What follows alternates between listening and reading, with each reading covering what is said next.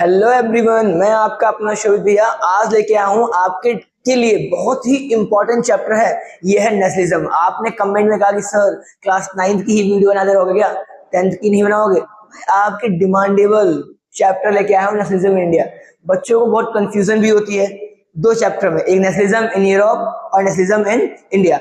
आज हम क्लियर करेंगे पहला नेशनलिज्म इन इंडिया क्या होता है, उसके बाद जो आपके पास वीडियो आएगी वो आएगी नेशनलिज्म इन यूरोप। तो आज डिस्कस करते हैं कि क्या होता है नेशनलिज्म। पता है क्या आपको? ये जानते हो आप क्या होता है? बताओ। नेशनलिज्म का मतलब होता है, क्या होता है इसका मतलब किसी को पता है क्या? नेशनलिज्म का मतलब होता है अपने देश के प्रति प्रेम, अपने देश के प्रति लगाव होना। क्या कहलाएगा? नेशनलिज्म। हमारे यहाँ पर हमारे मोदी जी जो है कहीं भी जाते हैं तो पहला हिंदी में बोलते हैं इसको राष्ट्रवाद, यानी अपने देश को प्रमोट करते हैं, अपने देश को दिखाते हैं। ठीक है, तो उसको बोल रहे हैं देश के प्रति प्रेम ही क्या है, एक तरह का राष्ट्रवाद है, एक तरह का नेशनलिज्म है। ये बहुत इंपॉर्टेंट है हमारे लिए, हमारे देश के लिए। ठीक है,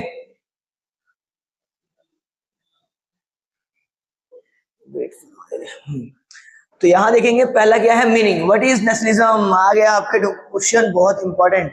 कोई आपसे पूछ दे नेशनलिज्म क्या है तो क्या बताओगे? तो कहोगे कि nationalism is the feeling of oneness among the people living in a country. यानी क्या है इसका मतलब? मान लो अगर आप अपने देश में रह रहे हो तो अपने देश के अंदर अपनेपन का एहसास दिलाना क्या कहलाएगा? नेशनलिज्म कहलाएगा। मान लो अगर आप जा रहे हो यूएसए, तो यूएसए में क्या इंडिया वाली फीलिंग आएगी? नहीं आएगी। भाई India is a great, USA USA people के लिए ग्रेट होगा, उनकी फीलिंग उससे अटैच होगी, हमारी नहीं है। हमारी फीलिंग अटैच है तो हमारे इंडिया से, इसलिए तो कहते हैं भाई आई लव माय कंट्री। तो क्यों कह रहे हैं? क्योंकि ये चीज हमें अपनेपन का एहसास दिलाती है हमारे देश के अंदर। तो समझ गए ना? चलो अब यहां देखेंगे कि एक स्टोरी स्टार्ट होती है, बहुत इंपॉर्टेंट है, उसको आप सुनना। यहां पर वर्ल्ड वॉर फर्स्ट होता है। वर्ल्ड वॉर फर्स्ट होता है 1914 से लेकर 1918 तक, ये वर्ल्ड वॉर फर्स्ट होता है। अब वर्ल्ड वॉर फर्स्ट जो है आपको मालूम है कि यहाँ पर सेंट्रल पावर और अलाइड पावर जो है ये आपस में लड़ जाती हैं। ठीक है, एक्सेस। तो यहां देखेंगे कि जो सेंट्रल और अलाइड पावर है ये आपस में लड़ जाती हैं। अब यहाँ पर जो ब्रिटेन है उसको कहीं ना कहीं हमारे यहाँ पे लोगों की आर्मी की नीड थी। तो कहीं ना कहीं यहाँ पे देखोगे कि जब वर्ल्ड वॉर फर्स्ट होता है तो इसमें जो है बहुत ज्यादा खर्चा भी होता है, बहुत ज्यादा चीजें जो है परचेज भी करनी पड़ती है। तो उस समय आप देखोगे कि ब्रिटेन जो है वर्ल्ड वॉर फर्स्ट में क्या करता है, क्या वर्ल्ड वॉर फर्स्ट का इम्पैक्ट हमारे ऊपर क्या आता है वो हम डिस्कस करने वाले हैं इसमें। और इसको ध्यान से पढ़ना है, एग्जाम में क्वेश्चन फंसता है वाला। तो first world war broke out in 1914। World war first created a new economics and political situation in India. तो हमारे यहाँ देखोगे क्या सिचुएशन रहा है वर्ल्ड वॉर फर्स्ट का। तो वर्ल्ड वॉर फर्स्ट में क्या हुआ, क्या प्रॉब्लम आई, क्या ब्रिटिश गवर्नमेंट ने हमारे लिए क्या अच्छा काम किया, क्या बेकार काम किया, यानी क्या वर्ल्ड वॉर फर्स्ट का क्या इंपैक्ट पड़ता है इंडिया के अंदर। ये बहुत इंपॉर्टेंट है, ये याद रखना, 3 नंबर में क्वेश्चन एग्जाम में पूछेगा। देखो द ब्रिटिश इम्पोज, पहला क्या किया भाई, तो ब्रिटिश ने क्या किया, इम्पोज किया एक्सपेंडिचर ऑन इंडिया, यानी जितना भी खर्चा होना था वो वर्ल्ड वॉर के लिए वो सारा खर्चा जो है क्या किया, इंडिया के ऊपर इम्पोज कर दिया और कहा कि भाई आपको इतना खर्चा देना पड़ेगा। इनकम टैक्स बढ़ा दिया, इनकम टैक्स क्या कर दिया, इंट्रोड्यूस कर दिया। और कस्टम ड्यूटीज वर रेज, जितनी भी टैक्सेस हैं, कस्टम ड्यूटीज हैं, इनकम टैक्स है, इतना बढ़ा दिया कि मजबूरन इंडिया के लोगों को पे करना था। क्यों? क्योंकि अब ब्रिटिश को लग रहा था कि वॉर में पैसा खर्च हो रहा है और ब्रिटिश के हम लोग गुलाम थे। तो इन्होंने क्या किया, बहुत ज्यादा टैक्स को इम्पोज कर दिया और इससे ही वर्ल्ड वॉर फर्स्ट का जितना भी खर्चा था वो इन्होंने हमसे ही वसूल किया। Prices of essential goods and double during the war period. अब इस समय क्या हुआ, जो प्राइस, मान लो कभी 100 रुपए की चीज आती थी लेकिन वर्ल्ड वॉर के समय जो है वो 200 रुपए की कोई चीज हो गई है। ठीक है, तो डबल प्राइस भी कर दिया। Force recruitment was made into the British Indian army. अब हमें हमारे यहाँ पर जबरन जो है लोगों को ब्रिटिश ने क्या किया, आर्मी में भर्ती कर दिया। क्यों? क्योंकि उनको नीड थी आर्मी की, तो आर्मी को यहाँ पर भर्ती किया गया और यहाँ पर फोर्सफुली जो है उनको कहा कि आप आर्मी में आओ और हमारे फेवर में लड़ो। ठीक है, और यहाँ पे ये एक बात ये भी कही थी कि अगर इंडिया के लोग हमारे साथ आएंगे तो कहीं ना कहीं हम उनको आजादी जल्दी दे देंगे। उस समय महात्मा गांधी जो है इस चीज से काफी एग्री थे कि अगर हम इनका वर्ल्ड वॉर फर्स्ट में साथ देते हैं अंग्रेजों का, तो क्या होगा, ये हमें आजादी बहुत जल्दी दे देंगे। तो अल्टीमेटली इसीलिए हमने वर्ल्ड वॉर फर्स्ट में जो है इनका साथ दिया। लेकिन साथ दिया तो, लेकिन इन्होंने क्या किया, धोखा दिया।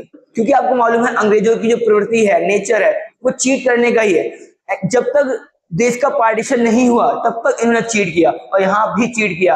आगे दिखाएंगे कि कैसे जो है एक मैस्कर इंसिडेंट जो है हम देखेंगे कि जलियांवाला बाग में होता है कि भाई कोई अगर आपका साथ दे रहा है तो आपको भी उसका साथ देना चाहिए। लेकिन ब्रिटिश के अंदर ये बिल्कुल भी नहीं था।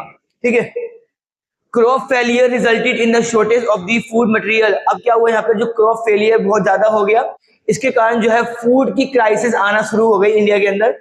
इन्फ्लुएंजा एपिडेमिक स्प्रेड, इस समय बीमारी भी फैल गई in many part of India. Million of people जो है यहाँ पे अपनी लाइफ को खो दिया। तो इस तरह जो है वर्ल्ड वॉर फर्स्ट का इंपैक्ट पड़ा हमारे ऊपर। तो बहुत इंपॉर्टेंट है कि क्वेश्चन आएगा कि बताओ what was the impact of world war first over India. तो बहुत इंपॉर्टेंट है, उस चीज को आप याद रखना, एग्जाम में 12 पूछता है, इसलिए मैं एम्फसाइज कर रहा हूं इस चीज पे। देखो इनको जानते हो ना, बापू हमारे चांद सितारे छोड़ चले अब किसके सहारे, हमारे महात्मा गांधी जी। ठीक है, पूजनीय महात्मा गांधी जी। तो यहाँ देखते हैं गांधीयन सत्याग्रह। सत्याग्रह का मतलब क्या होता है, क्या लगता है आपको? सत्याग्रह का मतलब होता है वॉक ऑन द ट्रूथ, सच्चाई की राह पर चलना ही सत्याग्रह कहलाता है। तो सत्याग्रह में हम देखेंगे कि ये सत्याग्रह मूवमेंट बेसिकली स्टार्ट कहां से किया, ये स्टार्ट किया गया साउथ अफ्रीका से। क्योंकि साउथ अफ्रीका में एक दिन क्या होता है, आपको सोच समझाता हूं मैं, कि जब महात्मा गांधी जो है किसी काम से साउथ अफ्रीका गए, तो वहां पर इन्होंने क्या किया, फर्स्ट क्लास की सीट ले रखी थी, अच्छा खासा पैसा भी इन्होंने टिकट के लिए खर्च किया। लेकिन ब्रिटिशर्स ने क्या किया, जो इंग्लिश मैन थे बेसिकली, उन्होंने कहा कि black dogs are not allowed. Mahatma Gandhi को देखकर, क्योंकि वो सामले थे, इंडियंस लोग बहुत सारे लोग सामले भी होते हैं, और जो इंग्लिश मैन थे वो अपने आप को बहुत ज्यादा सुप्रीम मानते थे, बहुत ज्यादा स्ट्रॉन्ग मानते थे। तो यहाँ पर अपने आप को इतना सुप्रीम मानते थे कि उन्होंने महात्मा गांधी को ट्रेन में चढ़ने ही नहीं दिया। ठीक है, और उनको जो है मना कर दिया, और क्या किया, उनके सामान के साथ उनको ही बाहर कर दिया। तो उसी समय महात्मा गांधी जो है उन्होंने सोचा कि अब मेरे को स्टार्ट करना है साउथ अफ्रीका से satyagraha movement, walking on the truth, सच्चाई की राह पर चलना, इसको बोलते हैं हम क्या, सत्याग्रह मूवमेंट। बहुत इंपॉर्टेंट है, ध्यान रखना। अब यहाँ पर क्या है, कुछ डेट ना आप लोग याद रखो। अगर वह डेट आपने याद रख ली ना तो चैप्टर आपके हाथ में है। देखो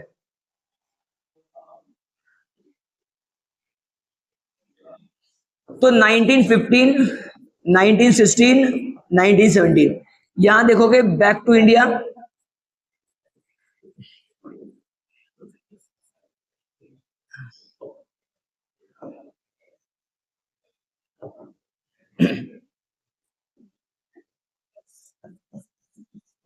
स्पीच एट बनारस,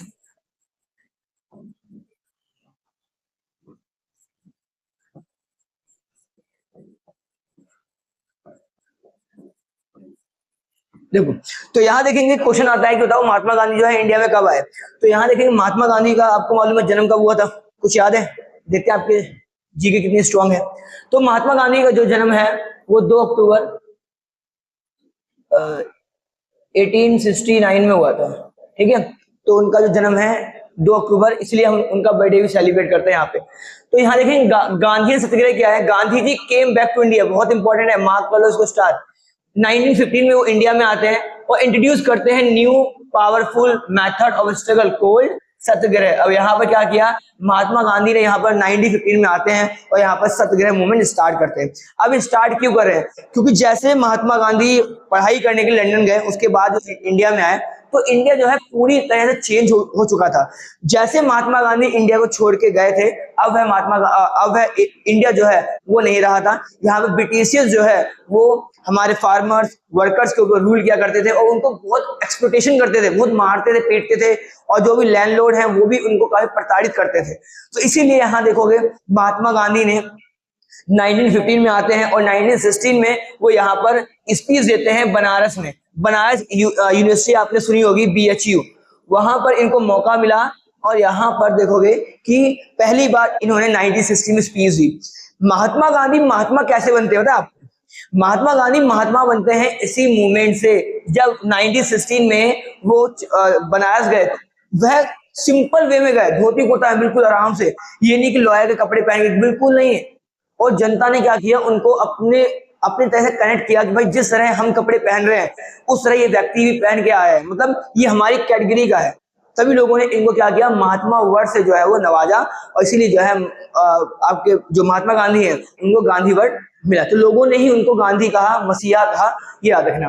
तो यहाँ देखिए 1916 में क्या हुआ, बनारस स्पीच दिया, और 1917 में यहाँ देखते हैं चंपारण मूवमेंट होता है। बहुत इंपॉर्टेंट है चंपारण मूवमेंट, एमसीक्यू में आएगा, मैथ में आएगा कि चंपारण कहाँ है। तो चंपारण है बेटा आपका बिहार के अंदर, ठीक है। तो चंपारण में क्या हुआ ऐसा जो महात्मा गांधी को इसी मूवमेंट ने एक हीरो बना दिया, एक फेमस पर्सनालिटी बना दी। तो चंपारण में अंग्रेज जो है वो इंडिगो की एग्रीकल्चर करवाते थे। सर इंडिगो क्या होता है, रुक जाओ बता रहा हूँ। आपने सुना है उजाला ही उजाला, नील हम अपने इनर के अंदर डालते हैं, वो कहां से बन रहा है, कहां से आ रहा है, उसको बोलते हैं इंडिगो, ठीक है। अब इंडिगो की एग्रीकल्चर जो है बहुत ही बेकार मेथड से होती थी। एक बार इंडिगो की एग्रीकल्चर करने के बाद वहां उस लैंड में 3 से 4 साल कोई भी फर्टिलिटी नहीं होती थी। यानी अब यहाँ पर जबरन जो ब्रिटिशियर्स हैं वो इंडिगो की एग्रीकल्चर करवा रहे हैं, इससे जो है बहुत ज्यादा प्रॉब्लम हमें देखने को मिल रही है। तो यहाँ हम देखेंगे कि अल्टीमेटली जो है यहाँ पर इंडिगो की एग्रीकल्चर को करवाते हैं। अब यहाँ पे एक बंदा आएगा रामचंद्र शुक्ल। रामचंद्र शुक्ल जो है यहाँ पर इनवाइट करते हैं महात्मा गांधी को और बताते हैं कि भाई यहाँ पर जो ब्रिटिशियर्स हैं वो कितने बेकार हैं, वो हमसे इंडिगो की एग्रीकल्चर करवा रहे हैं और प्लस टैक्स को भी हाई फाई कर रहे हैं। एक बार इंडिगो की एग्रीकल्चर करने के बाद उस लैंड पर ज्यादा अच्छी खासी एग्रीकल्चर नहीं हो सकती है। इसीलिए महात्मा गांधी ने यहाँ पर उनको समझाया कि अब इंडिगो की एग्रीकल्चर रहने दो, लेकिन अंग्रेज जो है वो नहीं माने। तो इसीलिए जो है महात्मा गांधी ने बिहार के अंदर चंपारण मूवमेंट छेड़ दिया। आई होप समझ में आया होगा। अभी हम पढ़ेंगे स्लाइड टू स्लाइड, ठीक है। देखो तो यहाँ देखते हैं सत्याग्रह मूवमेंट क्या है वो डिस्कस कर लेते हैं। Satyagraha literally means holding on the truth, ये याद रखना, होल्डिंग ऑन द ट्रूथ, ये बहुत इंपॉर्टेंट है। या वॉकिंग ऑन द ट्रूथ या होल्डिंग ऑन द ट्रूथ, दोनों ठीक है, ठीक है।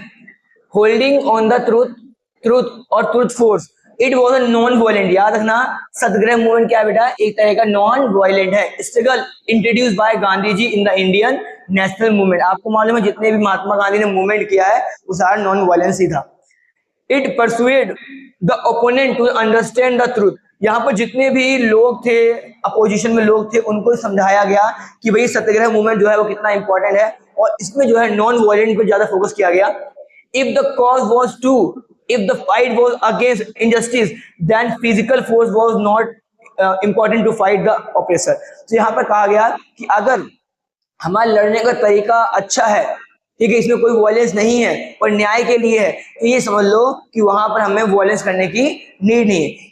एग्जाम्पल के साथ समझते हैं, मान लो आप अगर किसी चीज के ऊपर लड़ रहे हो, ठीक है, आपको जस्टिस चाहिए, आपको लगता है कि भाई ये जस्टिस इंपॉर्टेंट है, ये जस्टिस हमारे देश के लिए बहुत इंपॉर्टेंट है, क्योंकि ये जस्टिस में हम देखते हैं कि हम कोई वायलेंस जो है वो कर नहीं रहे और हम चाहते हैं कि यहाँ पर इससे जो है हमें न्याय मिले, क्योंकि ये हमारे देश के हित में होगा कोई भी कानून जो बनेगा, ठीक है। तो अल्टीमेटली आप देखोगे कि महात्मा गांधी कहते थे कि अगर जहां पर हम कोई भी मूवमेंट स्टार्ट कर रहे हैं, ठीक है, अगर वो मूवमेंट काफी अच्छा है, लोगों के हित के लिए और इनजस्टिस है, ठीक है, मतलब जस्टिस के लिए है, तो ये समझ लो कि वहां पे आपको फिजिकल फोर्स की नीड नहीं है, आप उसको नॉन वायलेंस से ही आप जीत सकते हो। तो वो इसमें बता रहे हैं physical force was not important to fight the oppressor. Hunger strike, देखो hunger strike, peaceful demonstration, strike, hartal and non cooperation with the government are some method of satyagraha. यहाँ पे आप देखो जो भी सत्याग्रह मूवमेंट की जो मेथड है बहुत इंपॉर्टेंट है। मेथड क्या है, पहला हंगर स्ट्राइक करना, भूख हड़ताल करना, पीसफुली डिमोन्स्ट्रेशन स्ट्राइक, मतलब कोई भी अगर गवर्नमेंट के अगेंस्ट भी आप बोल रहे हो ना तो पीसफुली काम करना है, ये नहीं कि आपने दंगे मंगे कर दिए, ऐसा बिल्कुल नहीं करना, ठीक है। Hartal and non cooperation with the government and some method of satyagraha, बहुत इंपॉर्टेंट है कि नॉन वायलेंस के साथ जो है हमें आगे चल के काम करना है, कोई इसमें वायलेंस नहीं करना, यही महात्मा गांधी का मेन एम था सत्याग्रह का, ठीक है।